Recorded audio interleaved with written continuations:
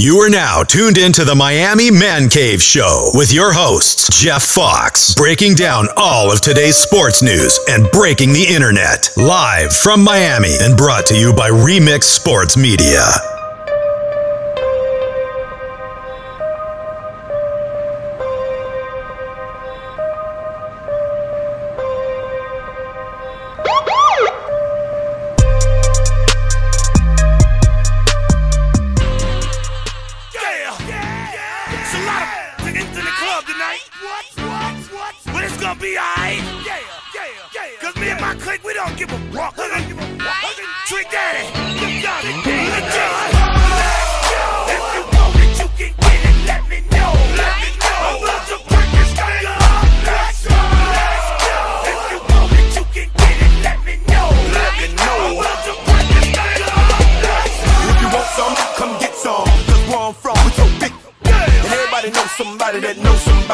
Something about it, and I won't answer now. Who, what, where, and why? See, a lot of dudes like to act the fool now. Get on live, but that ain't my style. Now who he gon' get, and what he gon' do? Run up on me if you want to. Hot damn pressing his homies. He's done up in front of his mama. I'm up the floor with him, and I kick in the door and let the floor get him. I got fools that'll go get him. That's for him, the fool, and the dude that run. You ever had to go to therapy? Hell yeah. They made me go after the boat because Wait. You had to go to therapy for not playing? Yes, and I was. Bitches on that. I don't need no therapy for that. They made me go to. Was the first offensive lineman to make $100 million. They made me go to therapy. He had both two. I'm an investment, so yeah, they're gonna make. He had to go to therapy. Holy shit. Bryant had to sit him down and I used to have to go, and the bad thing about it was Tuesdays are off day. I used to go on Tuesdays. I used to be pissed because I would leave sometimes. We had Victory Monday. I'll leave like Sunday after the game and come to Miami and come back Tuesday night or something. And I had to be in therapy like every Tuesday, so that shit was like partying. So what having a good time? What kind of shit they actually? Just dumb shit. Like I hate. Do you like porn stars? I just hated it because it was like you asking me shit based off of you being sober as fuck. You don't drink. Like it's like you don't do shit. I go lie to you. Look. You just trying to make it sound like everything. Like I said, well, have that same scenario with you buy 10 glasses of motherfucking liquor and then see what your outcome gonna be. You dummy. Like I hated that shit. I don't believe this. You know, I mean, because again, I've known you for damn near 20 plus years, man. You still look the same. Yeah, you do, don't you? I know I sweat that shit out too. I sweat that shit out and let that shit just So is that your secret? That you, I mean, I know you box, you play tennis. Stay active. No, yeah. The dance. Or dance, yeah. This man's a fucking dancer. So yeah, I danced the Luke video, y'all. I was a Luke dancer. Wait a minute, you was in the Luke video? I was. Oh shit. Oh shit. So what got you into dancing? One of my friends is a choreographer, right? So I was like, well, damn. I said, all right, so really what got me into it goes back to Venus in there. So they have something called the Williams Invitational that we used to do, and it's coming back next year. It stopped because of COVID. That all stemmed from me thinking, this is how I got into tennis. Me thinking tennis was easy. Like, all you do is fucking run and hit the ball. But there's a lot more technique to it. So that's how you go on YouTube, look up Bryant Mckinnie tennis, you'll see Venus give me a lesson. Took the lesson and I said, oh damn, so I wanted to get good at it. They created a whole weekend based off me and their physiologist Esther, and we started doing like a weekend, and it built up like to the point where like Drake was there. You look at some of the videos, Kelly Rowland, because you know they got all type of friends. Lisa Leslie, she lives down here. She's in real estate. She plays tennis. Really? Yeah, plays like she's in the league. Like, so I met all those people through them, and everybody plays tennis. Drake is pretty good at tennis too. So that's how I got into it or whatever, and then I kind of lost what the fuck you asked me. Dancing. Okay, so part of the Williams Invitational is they have a whole dance competition. I'm gonna show y'all the video, cause Vogue covered it. Like that's how big that shit is. Vogue covered it. So on YouTube, go in Vogue, put Williams Invitational. Serena's fucking hanging from like a big hula hoop type of thing in the sky, like spinning and doing all type of shit. Yeah. I would love to see people catsuit on the circle. Serena was. That motherfucker had me going, boy. That's why I asked him. Oh yeah. Put the catsuit back on. Right, but you know that catsuit got banned. They banned? Well, I think in France, the French Open, she couldn't wear it no more. They were trendsetters, man. The Williams sisters. Shit, they basically was making styles, like, you know what I'm saying? You know, it's my personal opinion that I think Serena's the greatest female athlete ever. Maybe the greatest athlete ever, Luke, because of how long she's played the game. You know her personally. What makes her so special? What is it that she has that? You know, it's funny. She's like the Jerry Rice of this shit. What she has is, because to be honest, I think Venus has the tools, but Serena has the will. And she said in her interview before, I hate losing more than I like winning. Ooh. So that's a whole different level of being competitive. You know what I'm saying? Like, I'm a dig, I'm a figure it out, I'm a focus in, but I hate that feeling of losing. Yeah. You know what I'm saying? So, like, you can have someone who have all the tools, but then they be like, damn, she tries to find a way, even down to her last match, where she played doubles 24 hours prior with Venus. You know what I'm saying? And they had to go in there. You got to remember, you're 40 now, you're about to be 41 in 2 days. Your recovery is different now as you get older. Right. But she just was trying to just be in the moment and just play, but... And that has to be different because it's an individual sport. Yeah. Your sport. The team. You got about 22 other motherfuckers and 11 more motherfuckers doing the same thing. And coaches and all that being on the same page. Exactly. Different philosophy of what we should be doing with the ball and how we should be doing, whether we should be running, whether we should be passing. And in that sport, it's you, and then it's your grind. And they would ask me those questions. They used to ask me questions like that too, of having to rely on other people. You know what I'm saying? But then also with the Williams Invitational, I always knew how to put together teams because Venus and Serena's captains. I'm a captain. In team tennis, my team won 3 years in a row. You know what I'm saying? And they looking at it like, how's this team winning? And you got Venus and Serena, cause I know how to put together a team. I know what a team look like because that's what I've been a part of the whole time. Speaking of team, what was the difference in the Ravens Super Bowl team that you were on and them great teams that you was on in Minnesota? Is this it right here? Yeah, I was just pulling up. Yeah, you see it? Rewind it. I was just looking it up. That's Serena swinging from the damn. Shit. That's Venus. Oh, shit. That's me on stage. Look how serious this shit is. This is like a thing. This is the dance part. That's how I got in the dance. It's like a theater. How you got in the dance? Yeah. Wow. That's some wild shit. That's Serena. That's how I'm doing it. Yeah. That's crazy right there, man. What's up? I'm doing the interview. Text me. Okay. You're a tennis player, you can get on that motherfucker, swing like a motherfucker all day. So it's like they did like a little trailer because Vogue in West Palm where they stay. So like you showing they showing like this is rehearsal. She's on the phone, probably just talking about rehearsal and trying to set up everything. But Vogue had covered this, and then here's the tennis course where they lived at the time. That's the match. It's like a whole weekend thing. So it's coming back finally now because we stopped because of COVID. But it's coming back next year. That's their mom right there with the wig on. Like everybody being involved. My mom was in my dance routine. Really? Everybody is like, look, that's my group up there rehearsing. There you go. That's how we got in the dance. We low-key be doing some fun ass shit that people don't even know about like that. Right. Cause this look crazy, don't it? This is like we on a theater. Right, you wouldn't know this exists unless you know. Like, and we thought of the Miami Mancave. You were one of the first people that we thought about inviting to the Mancave. I appreciate it. You know, because you're just a fun guy, man. Yeah. Like, and you've been that way forever. Oh, you know, like fun. What is you doing? Exactly. I mean, from the clubs. Yeah. You're dancing. You know, and then you gave it your all on the field, like you didn't lose it. You're competitive. And so I'm competitive in this too. Should I be want to win?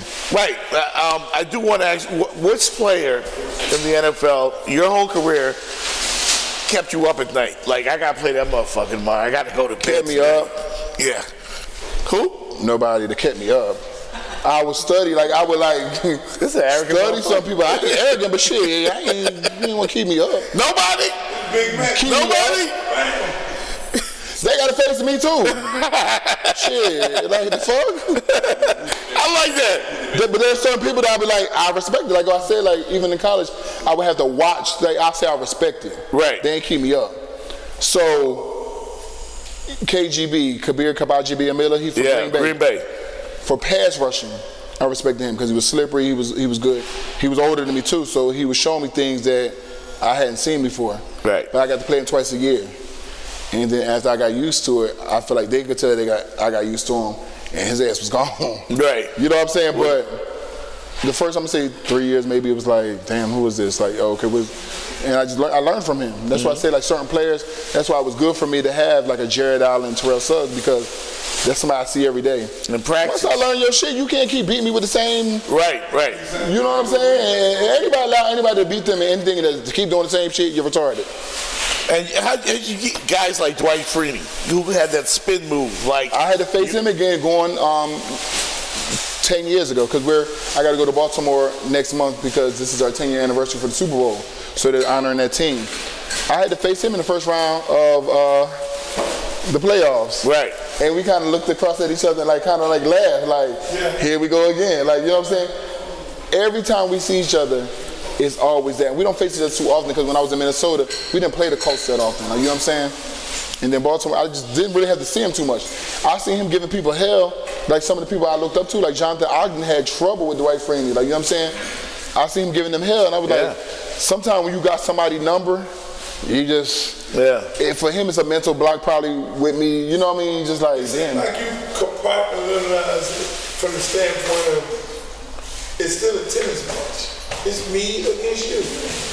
Sean T, who does all the workout stuff, that was the person who I got as our choreographer. So he made up our whole dance routine. Sorry, I just see him come up on the screen real quick. Damn. So it seems like it's still a one-on-one match. It is. So it's 10 other people on the field. I'm going to win. It is. Tangle the whole fucking thing. And that's why when you go on the field, you have to tell everybody to win your individual battle. Because you are battling against one person. One person, yeah. You know what I'm saying? Especially on offense. Defense, everybody can fuck up, get beat, but one person can get a sack or an interception. Defense had to be a good play. You know what I'm saying? But on offense, everybody has to be one accord, on the same page, rhythm and everything. Because one person fuck up, that play is done. Like, you know what I'm saying? Defense is different. Well, I mean, again, at UM, you had to battle against the best. You had to go against the best in practice. And they said it to you, you know, even Leon and all them told me. We had some great players. Saturdays was like a day off. Jerome McDougal was really, really good when we was like in college. Yeah. He played on the other side, but when I had like big games, I say, come over here and pass rush against me a few times. You know what I'm saying? Right. Like his get off and just he was really good. You had Jamal Green, you had Andrew Williams, you had a lot of those guys. All them guys was good. Like, you had to take them out, and they just kept being a rotation back then. Like, they was good. Yeah. You guys were widely regarded as the greatest college football team. But this is how we were, though. This how we were. We didn't know that at the time, but this is how we were. We all thought we was good. So when you look at the game, you like, how you let Dookie be like, how you let that sorry motherfucker do that to you, and you go against me in practice every day? Right. That's just us just talking like, because we felt like we was better than the person that's out there. Like, how the fuck he made a play on you? You take it sorry, like, you know what I mean? And that was the thing. I remember my senior year, they had like a thing where in the magazine they highlight you had to got a big spread if you was the number one. So they did like the top 5 position groups, right? And the DBs, they was number 1. The O-line was number 1, and like the linebackers might have been like number 3. And they got like a little small little square, and so it was a joke, laughing like, damn, y'all got that little square, like. But that kind of motivated everybody. You know what I'm saying? Better, yeah. We did things where the coach. That's why you hear them say with Coach Coker, he was there. Right. But we coached ourselves, like. Them Saturday practices was put together by us. Like, it wasn't like no, you know what I'm saying? I remember we had something called County Fair. That's the end of like the fall workouts or whatever, the spring workouts. We all had went out to the club and they split the team up. And I was like, you know you can't lose now since like we've been drinking. Like, we don't want them to know. Like, so now every time we competed into something, we won. Like, if you want to fucking party and play, you better bitch your ass here and be ready to work too then. Like, you know what I'm saying? So you had to have that in your mind, right? Like, y'all want to motherfucker go out, just know we got to still do this. Yeah. And that trickled down to the basketball girls too, and Evie and them too. Like, y'all want to hang out, but y'all got to still make sure that you dominate and handle your business. Like, it can't be no slack. Like, oh, team can be have an effect on all the sports. It did. At a time. It did, and I'm gonna tell you what helped the football team, because you had the baseball players. They had won like a national championship in like '99 or something, and then they was like, "Well, when y'all gonna win another one?" And they're like just talking shit to us, because we all in the same training room getting taped and shit. And we like, oh, don't worry about it. Like, it's gonna be a bigger effect if we win one. Like, you know what I'm saying? And we did, just because we had to hear them all the time. I think they won twice while I was in school. Wow. But the fact that they had won one before us, and like we all just got there, so they was feeling themselves, and then we ended up winning one, and they didn't say nothing. Who would you say was the heart and soul of the greatest college team ever? Who was the heart and soul? I think I know who it is, but I'm curious to see who you think it was. Well, I'm gonna say two people, because to be honest, the team the year before to me was the better team. Al Blaze. Yeah. He was one of them because his brothers, so he knew the history. He was like the mouthpiece. Yeah. So like this whole like down by the river, like he talked. He did his pregame speech. Yeah, he just talked, and you really bought into everything he said. So like he was almost like how you looked at Ray Lewis like later on. Right. He was that for us. He was that dude. Ed Reed later on took over and became that after Al left, because Al was a year older than us. But initially when you got there, Al Blaze and Nate Webster were the people that you kind of looked at. Like, Dan Morgan was there, but he was like more of a lead by example. He ain't, motherfucker ain't talk to nobody like that. Like, you know what I'm saying? If Dan said something to you, be like, oh. Like, he ain't really, Dan just went out there and played. Like, yeah, and you just respected it, because it's like, he stay out the way. You don't see Dan nowhere. If you seen Dan somewhere, you was excited, like, he don't never go nowhere. He don't talk. Dan talk to you like, oh shit. Dan ain't say shit. Dan just handle his business. You gotta say, but look, Nate Webster, they just Al Blaze and all them, they had, and you got there, you had, all right, I'm gonna tell you another thing. The hazing thing was a good thing. They took it away, but it was a good thing because me and Vernon Carey both played left tackle. Right. We both came in the same year. Right. We lived next door to each other in the dorms. Right. When we first got there, that motherfucker did not speak to me. Like, we was not social. Why? We've been best friends ever since. But when we first got there, shit, we played the same position, so who the fuck was Competitive. I'm just like, I'm just cool. That nigga was like, yeah, whatever, like. But it came down to the hazing. Y'all both were coming in together. That's what Leon told me. It wasn't no thing of, okay, all right, they got Vernon Carey, he from Miami. Miami motherfuckers gonna look out for Miami. I'm still coming in there to compete. So was that? No, I'm competitive, shit. That was it. I'm finna come take this shit. Exactly. So that's the mentality you gotta have at the A lot of kids don't do that right now. No, that's why I don't like that portal dumb shit. I don't like that portal, because that gives you an excuse to leave, like you weak. Like, fight for the position. Exactly. Oh, he ain't playing me, I'm leaving. That's weak. No, even in recruiting, you see a lot of kids that worried about, because they worried about, oh, this person may beat me in this position. Oh, he better than me. Oh, I see him on something like the player that plays for me, Nathan Joseph. He committed from Clemson, committed to Miami. And 5 other receivers at 3 other different schools around here. These motherfuckers now, they want to go to Florida, they want to go to LSU, they want to go all over the place. Well, all y'all can take. He lacking self-confidence. He lacking confidence within his own game. That's the problem. He was like, yo, that's his problem, shit. And I don't need you. If you skeptical about that little shit like that, let me know mentally you ain't even strong enough. You worried about somebody else. I'm like, show me you better than me. You know what I'm saying? Exactly. Well, hey man, we appreciate you being here in the Man Cave. There's so many more questions I want to ask you. I certainly hope you come back and join us sometime. No. No doubt, because you know what it is, right?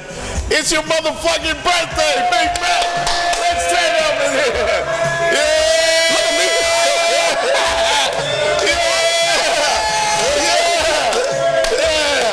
Happy birthday, man.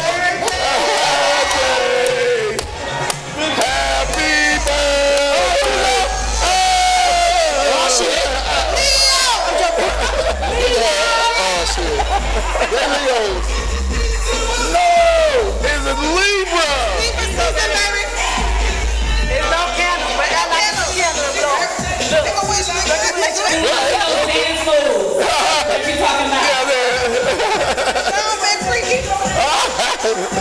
about that too. Hey, y'all. Thank you for watching the Miami Mancave. We got a party to go to. We'll see you next time. I'm Jeff Fox. That's Uncle Luke. That's Big Mac, the birthday boy. We're wrapping it up from the Miami Mancave. We'll see you later. DJ Shelly Rock. Let's go. All I can see is haters in the cup. Watch me